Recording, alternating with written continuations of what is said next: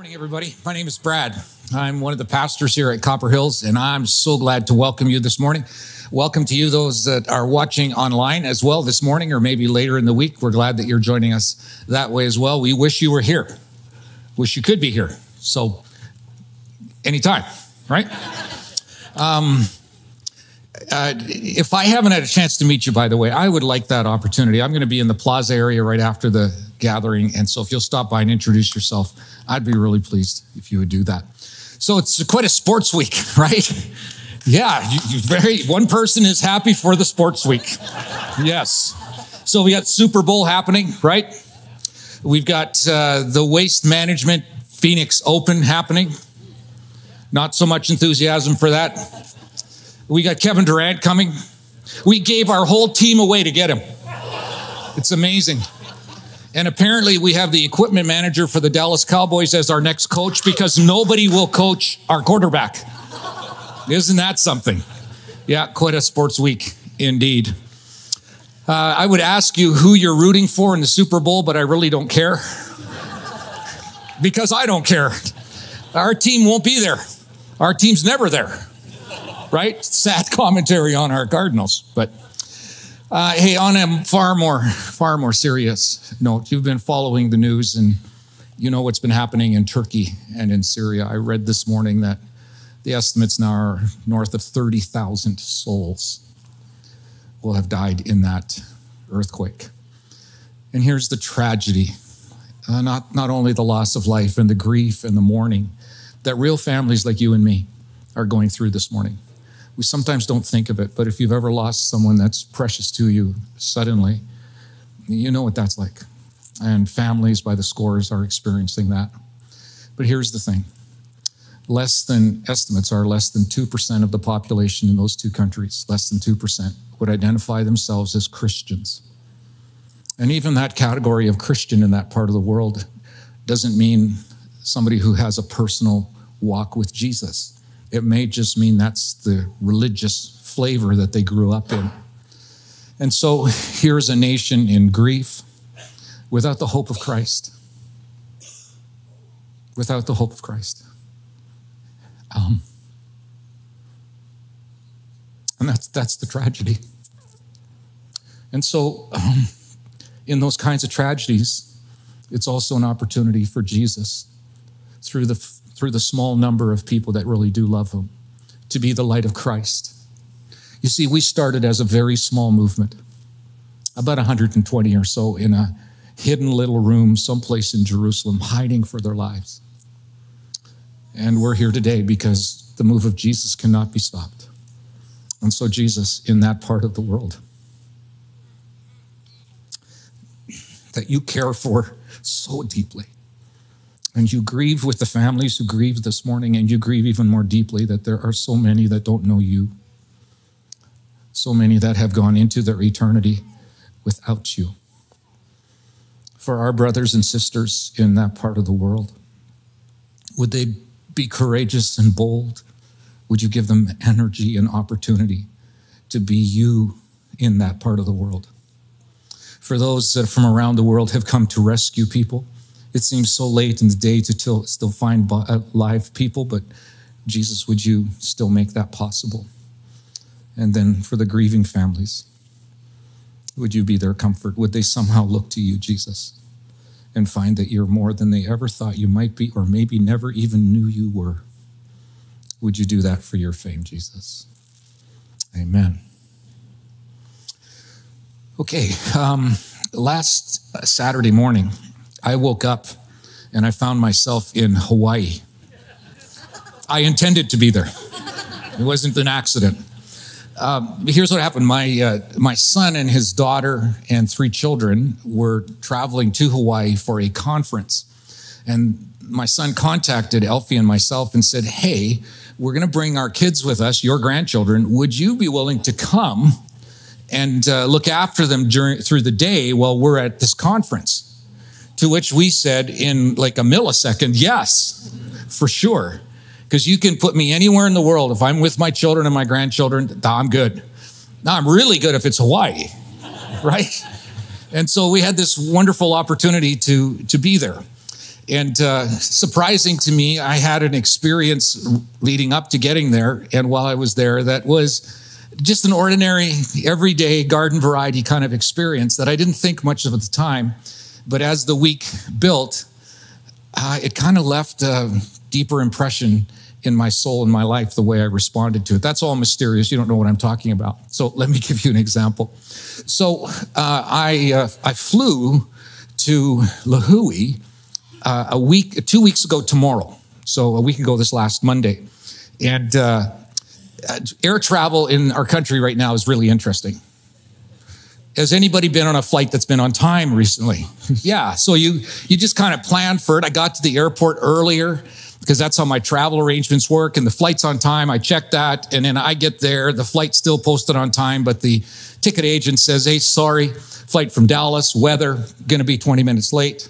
Okay, 20 minutes, live with that. 20 minutes comes, another announcement. The flight's in the air now.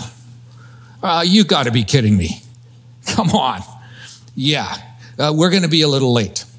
Okay, so an hour now. It's still marked on time. Still marked on time. Yep, you got to be kidding me. And the flight's not there. And then just after like an hour, after we were supposed to leave, the ticket agent comes back on again and says, hey, the flight should be here any minute now. We're pretty confident it's going to be here shortly. And someone in the waiting lounge says, it just pulled up to the gate. The plane, right? It's just pulled up to the gate. And I'm thinking, you got to be kidding. Like, how do you not know that, right? So it deplanes, we load up, and we get going. We're flying off to Lihue. It's a 6.5 hour flight, something like that. Early on, the pilot gets on the speaker over the airplane. He says, folks, I'm sorry to tell you this, but there's rough air all the way to Lihue, all the way. It's 6 hours, 15 minutes of rock and roll. And everybody needs to stay in their seat with their seatbelt buckled. You got to be kidding. Nobody has a bladder that size. Nobody, right? And so nobody adheres to it either, by the way. It just doesn't mean anything. So we get close to Lihue. We're on our descent coming down. You can hear the engines kind of like wind down a little bit. The flaps change and we're coming in. And then all of a sudden he plateaus, levels out. And the pilot gets on the speaker and he says, hey, sorry to tell you this, but there's a storm cell right over the airport at Lihue. We can't land. We don't meet the margins to land. So just hang with us here. We're just going to circle once. And then it'll clear up. It seems to be moving on. I go, you got to be kidding me. So we fly, and we fly, and we fly. I think we're up there all day, just banking to the right. And finally, the pilot says, okay, so we've circled 4 times. This storm cell is not moving, and I'm running out of fuel. You got to be kidding. So we're off to Honolulu. So nobody else in my family got to see Waikiki, but I got to see Waikiki out the window, right? We get into Honolulu, and we're an unexpected flight, so there's no gate for us to go to, right? So we sit on the tarmac, and we're idling. Forever. You got to be kidding. My family's waiting for me. They've been there 2 hours waiting for me already. Finally, a gate opens up. We pull in. The pilot says, everybody stay in your seat. We're just going to splash a little fuel in the aircraft. Splash a little fuel? No, fill the thing up if you would. You've got to be kidding me, right? So he can't find a fuel truck because there are 9 other flights that have been sent on to Honolulu as well. Finally, it's our turn to tank up. We pull up. Guy gives us credit card, I think, is how that works. And loads up and he says, we're ready to go. We just need some time to get a new flight plan. Shouldn't take but a few minutes. You got to be kidding. We get our flight plan. We get out onto the runway. 20 minutes, wheels up, wheels down. We're in Lihue. Made it. Finally made it. Yeah, thank you. That's good. That's okay. So I'm thinking, like, how can that happen? It took me 12 hours to get from my door to the resort, right? You got to be kidding, right? And so one of the mornings, I think it was the second morning I was there because there's 3 hours time change. Your body clock's a little out. I got up really early. And I decided I'm going to go down to the beach. And I'm just going to lay on the beach. And so I did. And it was one of the clear nights that we had. And I lay there and I looked up at the canopy of stars and I said, you got You just gotta be kidding. I understand why people camp up on the rim or find like the desert someplace, because you don't see that with the light pollution of our city. Like three-dimensional star sky, like stars in the distance, some twinkling, some not. I'm pretty sure I saw a weather balloon with Chinese letters on it. I'm pretty sure I saw a streaking star. Like you go, wow, you've got to be kidding me. You gotta be kidding. I lay there for an hour just watching this amazing sight in the sky. Went for breakfast on the Saturday with my son. And we're in this kind of covered patio area overlooking the Pacific Ocean, the waves rolling in, the palm trees. It's just beautiful. But there's a storm cell right over top of us, and it is a legit thunderstorm.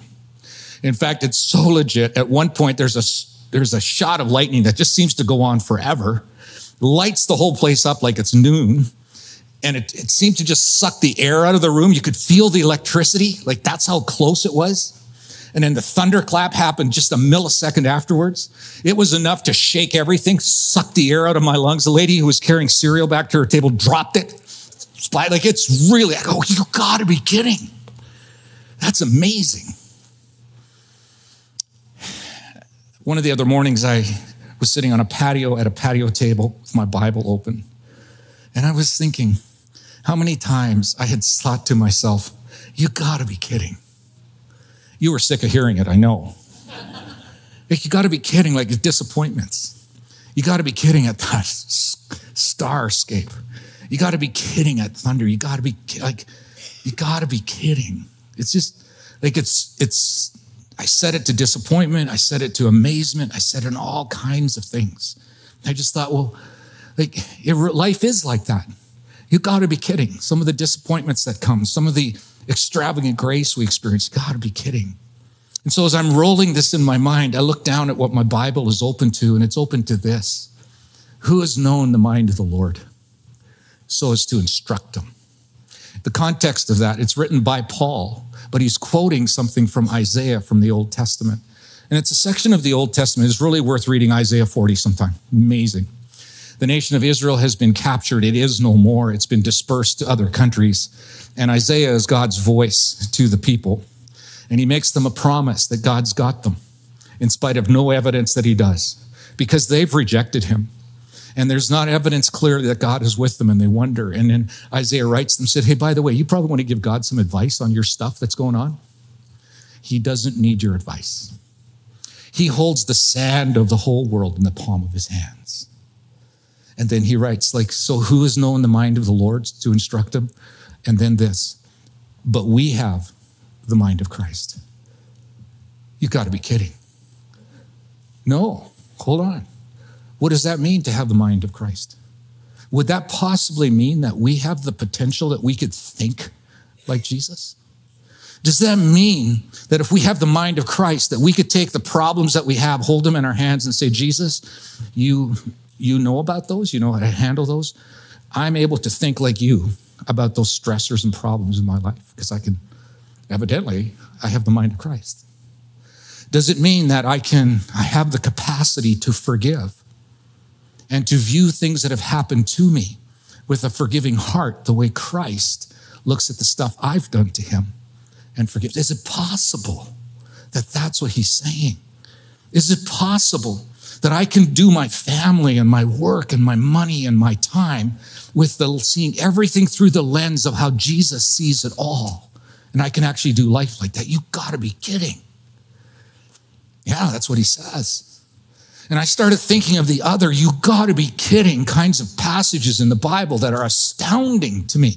Here's one. If you were around a year and a half or so ago when we went through the shepherd's prayer, like the Lord is my shepherd, this is what it says, you remember? The Lord is my shepherd, I lack nothing. You gotta be kidding. Like, how much is that? That's everything. I lack nothing. Like, I lack nothing. That means maybe that if God's my shepherd and I let him shepherd me, if I don't have it, I don't need it. And if I need it, I'll have it. You gotta be kidding. I think that's what it says. Then there's this. This is Jesus' friend John. the one that declares himself the one that Jesus loved. He's talking in this passage just before this about the enormity of God's love for people. How he didn't think it was too much to give up his own son for the sake of people. And that's just an expression of his endless, boundless, immeasurable love. And then he says, this is how love is made complete among us so that we will have confidence on the day of judgment. Because if we're loved and we know who Jesus is, he's paid the price, he's atoned for our sin, we have no fear of judgment. That's all driven by his love. And then, by the way, in this world, you're like Jesus. Oh, you got to be kidding. No, that's what it says. You mean that it's possible for us to live the kind of life with Jesus, sheltered by his love, amazed by his care and his companionship and his tender heart for us, that we can live that way with other people who annoy us, who bug us, who tick us off, who disappoint us? Yeah, that's what we did to Jesus. And he evidently keeps loving us. You got to be kidding.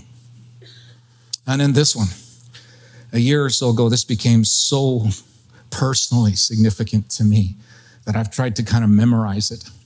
But this is what it says. This is Peter, aged, old, speak before I think Peter. Writes this, his divine love, that's his divine power, that's God's divine power has given us everything we need for a godly life in the present. You've got to be kidding. That's what it says. And how? Well, through our knowledge. That's not just intellectual knowledge. That's not just history. That's not just the story of Jesus in the Bible. It's all of those things. But it's more so a personal, interactive, intimate dynamic between him and me. So because I know him that way, he has called me by his own glory and goodness. And through these, he's given us the very great and precious promises so that through them, you may participate in the divine nature. What? You got to be kidding. That I can increasingly participate in the natural nature of who Jesus is. Yes. You got to be kidding. Now, do we live like that? Is that our reality? Or is this some kind of metaphor that God's giving just to go, attaboy, come on, you can do it, way to go. Nuh-uh.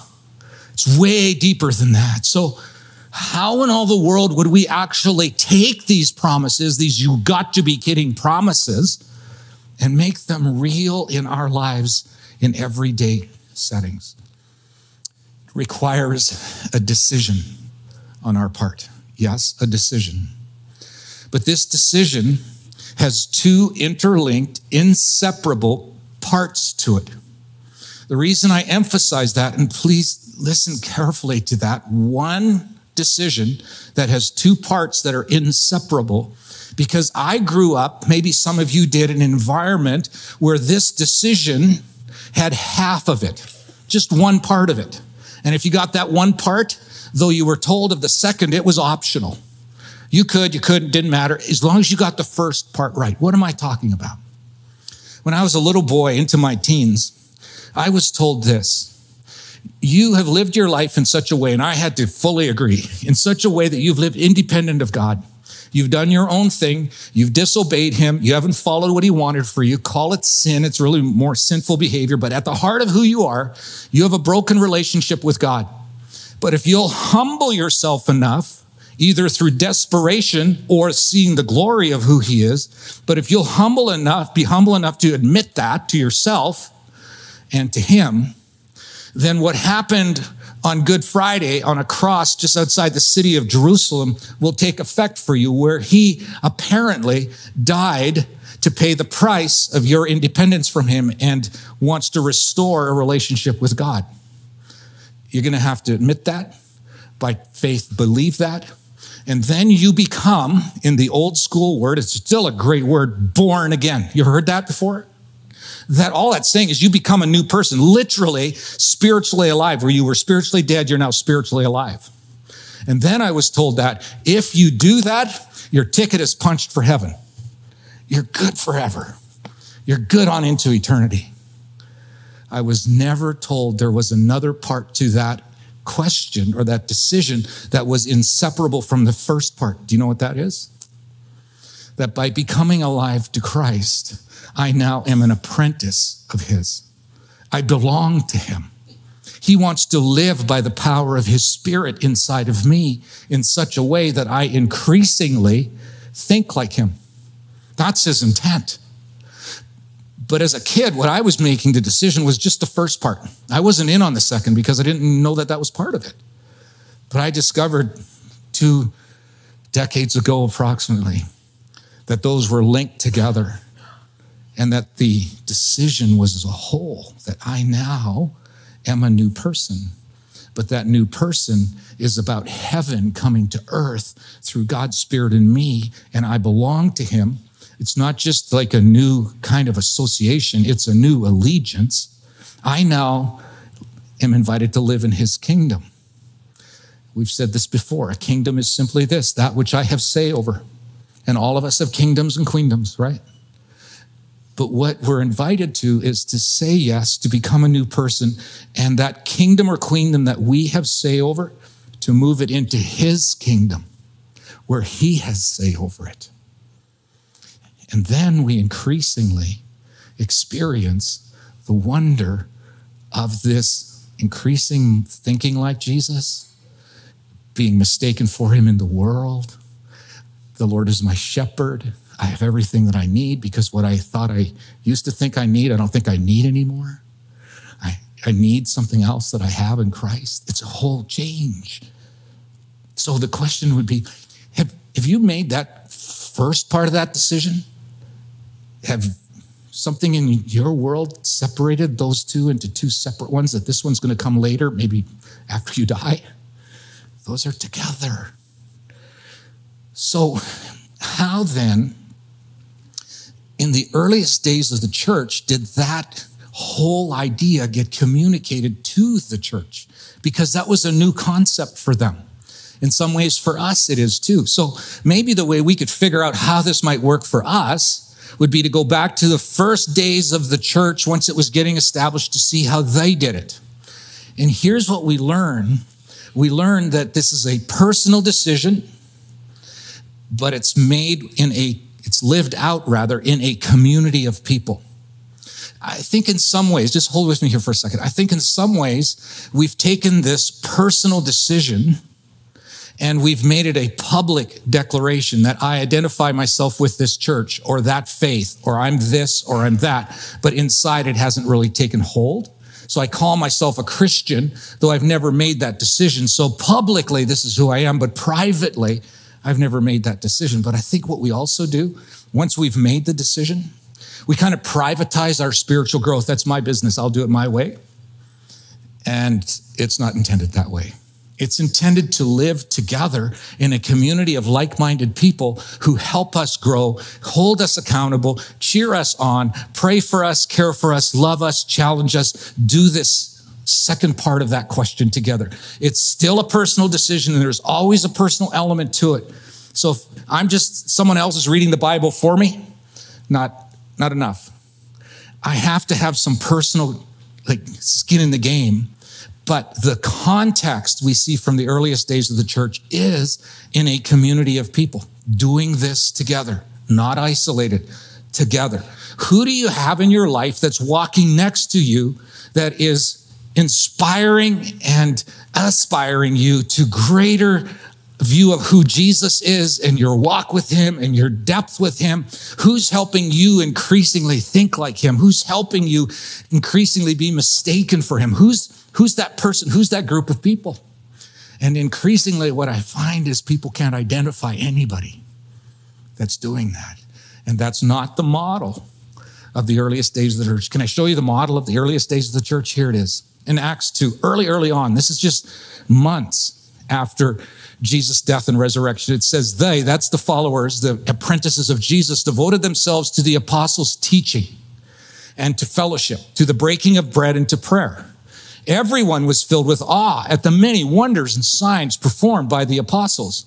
All the believers were together and had everything in common. They sold property and possessions to give to anyone in need. Every day they continued to meet together in the temple courts. They broke bread in their homes and ate together with glad and sincere hearts, praising God and enjoying the favor of all the people. And the Lord added to their number daily those who just couldn't help themselves and wanted to be part of that togetherness, because they couldn't find that togetherness anywhere else. They saw the togetherness there and they said, I want in on that. It wasn't a dynamic marketing campaign. There weren't billboards and advertisements. The advertisement was what was happening together as a community of people. And that was the model that was here. It says they devoted themselves. That actually means, if you look at the original Greek, they were tenaciously committed to each other, even when it was incredibly uncomfortable and dangerous. So it's more than just, I'm devoted to you till you don't make me happy and then I'm going to cancel you. No. Tenaciously devoted to one another, even when it was uncomfortable and dangerous. So what did they do together? Well, they took this larger community and they broke it up into smaller communities. You see it says that they met from house to house, right? What did they do? Well, they did at least these 4 things, maybe others. They spent time learning together, loving each other, doing things for people outside of their group, and praying together. How do we know that? It tells us. This is what it says. On the learning side, it says they devoted themselves to the apostles' teaching. The apostles were the 11 remaining of the 12. They lost one. Judas was gone, right? But these 11 that are left, what are they teaching? Are they memorizing Old Testament scriptures? Probably not. Maybe, but probably not. You know what they were teaching? We spent 3 years with Jesus, and this is what he taught. He came onto the scene and he says, the kingdom of God is now available for people to live in because I'm present. And this is what the kingdom looks like, because Jesus wall to wall talked about the kingdom. And this is life in the kingdom. This is who he is. This is what he's about. We lived with him. We walked with him. We heard him. He was taught by us. We saw him die. We saw him come back to life again. He's really alive. That's what they taught. And it changed their lives. And it changed the world. But they learned from each other. It also says they loved one another. How did they do that? They devoted themselves again to fellowship, to breaking of bread. They had everything in common. They broke bread in their homes and they ate together. That's, if you look at the biblical idea of table fellowship, don't have time to talk about it, but there was an immense significance to sitting at a table with a group of people, not just for the food. The chicken schnitzel was great, but man, it's what we talked about together. But it was more than sitting around a table talking. They cared for one another. They were involved with one another. They helped pay each other's rent. They helped move one another. They were on the run. They were in danger for their lives. They protected one another. They took care of one another. That's what they did. And if you weren't part of a community like that and you saw how they functioned and your life is in danger or you don't have any help around, boy, do you want to be part of a community like that. You don't want to do life on your own. You want to be part of what they're doing. And this was what was so attractive to people. So they loved, they learned, they loved, and they did things together. What did they do? Buckle up. They gave to anyone who had need. Now, don't look at the first part. It says they sold property and possessions. I'm just saying it's there, okay? That's devotion. That's a definition of devotion. I sell my stuff, I get rid of my stuff because you need it. And I'm going to give to you who are in need. They did things for people who were outside of their group, not just inside their group. They cared for people who didn't share their faith. They did what Jesus said, love your enemies. Do good to those who persecute you. They were persecuted. Like, what an amazingly attractive community, right? Learning, loving, doing, and then they prayed together. We know this simply because they devoted themselves, it says, to prayer. They prayed for each other. They prayed for their city, I would guess. They prayed for their protection. They prayed for the health of one another. But they prayed for God's will to be done and his kingdom to come from heaven to earth, that it would be done there. That's the model of the earliest church. Because Jesus was intent that disciples, apprentices, followers, learners of his would increasingly think like him and change the world because they were mistaken for him. Yes, it starts with the first half of that decision, but coupled with the second being in a community of people that do this together because we need one another. So, would you be interested to know that Copper Hills 25 years ago, which, by the way, March 15th, like a month from now, is our 25th birthday. We're going to celebrate that on the 11th and 12th. We got cool stuff happening. We'll tell you more about that. 25 years. But we didn't start like a gathering like this. We started with Alfie and myself and a small group of neighbors in our community, and we got together and we did a life group together. And then that grew, and our home wasn't large enough, and we started a second one. And over the course of 9 months, we're growing and we're caring for one another and we're praying for one another and we're learning together and we're making, I think, an impact in people around us. And then we pool our money and we rent a theater weekend to weekend for $500 a weekend because there were more people that we could put in our two groups. And we just wanted to gather together with the great things that God was doing in our group. It was our group life that fed the large life. We went from circles to be in rows. Now what happens is the drift needs to go the other way, from rows to circles, because that's the model that Jesus gave, and it's just proven to be so helpful in growing people in their journey with Jesus. So, practically, how do we do that? Well, many of you are in life groups. That's what we call them, just small communities here. Many of you are in those groups already. But our goal would be that everybody would be in a group, an identifiable group of people who can help them walk deeply into the kingdom with Jesus. Or maybe even the first half of that, be a place where discovery of who Jesus is can happen for them. So if you're not in a group and you would be interested, right now, while we're here, Pastor Paul is training our life group leaders through all 3 services this weekend, so that next weekend, after having taken a week to think and pray about it, you can come back and sign up for a group. Our groups will all be listed for you, and you can check them out. If you've got questions this week, contact the office. We'll get you information, but plan to come back next week and think through, if you're not in a group, what group do we want to be in? Secondly, there may not be a group that works for you time-wise or location or that kind of thing, but you've got a friend or two who walk with Jesus. Why don't you talk about it together and see if there isn't the nucleus of a new group that forms with your friends? Now, don't just go do it on your own, because we want to help. Let us know if that's the case. We're going to connect with you. We have resources for you. We want to help you. We want to do what we can to support you. But that's a second way that you might just say, hey, like another couple or 3 friends, we hang out. We want to be one of those communities. Or thirdly, I think there might be some within our church family who have led a life group before, but you don't know the need is there. There's a need. And it could just be this morning that God prompts you to go, hey, we've been kind of on the sidelines. That's a place that we can help. Will you let us know? We want to give you an idea of what our vision and values are of life groups. And it might just be that's what God's prompting you to do. But I want you to know this is not a public service announcement for life groups. It's not. It's taking that 2-part question that's bound together. Say yes to Jesus, but when you say yes to Jesus, you not only say yes to forgiveness, mercy, grace, and a new life, you're saying yes to becoming a committed, devoted follower, apprentice of his. And that's where we increasingly think like him, are increasingly mistaken for him, and people go, are you kidding me? I want what you have. Cool? All right, let's wrap up. Let's stand if you would. I want to pray together. So Jesus, this notion you had of not just saving, redeeming, that would be like enough because of what that meant for you.